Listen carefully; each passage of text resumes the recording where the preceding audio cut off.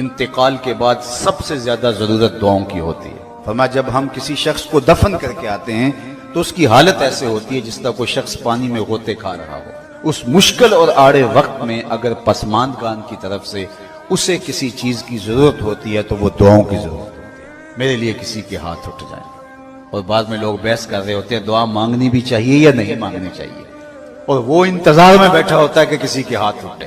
میں سمجھتا ہوں کہ جو اولاد نوازی ہے وہ اہتمام سے دعا نہ بھی کر پائے تو دن میں کتنی مرتبہ کہے گی ربنا اغفر لی ولوالدی، اللہ مجھے بھی بخش دے، میرے ماں باپ کی بھی مغفرت فرما۔ ایک شخص کے 4 بیٹے ہیں 4 بیٹیاں ہیں تو وہ روزانہ دعا کر ربنا اغفر لی ولوالدی، ایک دن میں کتنی مرتبہ نماز اور کتنی مرتبہ اس میں تشہد۔ اور خوش نصیب ہیں وہ والدین جن کی اولاد ان کا جنازہ پڑھنے کی صلاحیت رکھتی ہے، ورنہ کتنے لوگ ہیں جو اپنے ماں باپ کا جنازہ بھی نہیں پڑھ پاتے۔ میں کتنے لوگوں کو جانتا ہوں جنہوں نے حقیقی ماں کا جنازہ نہیں پڑھا، اپنے حقیقی باپ کا جنازہ نہیں پڑھا، قبرستان میں بھی گئے لیکن کھڑے رہے، جنازہ نہیں پڑھا۔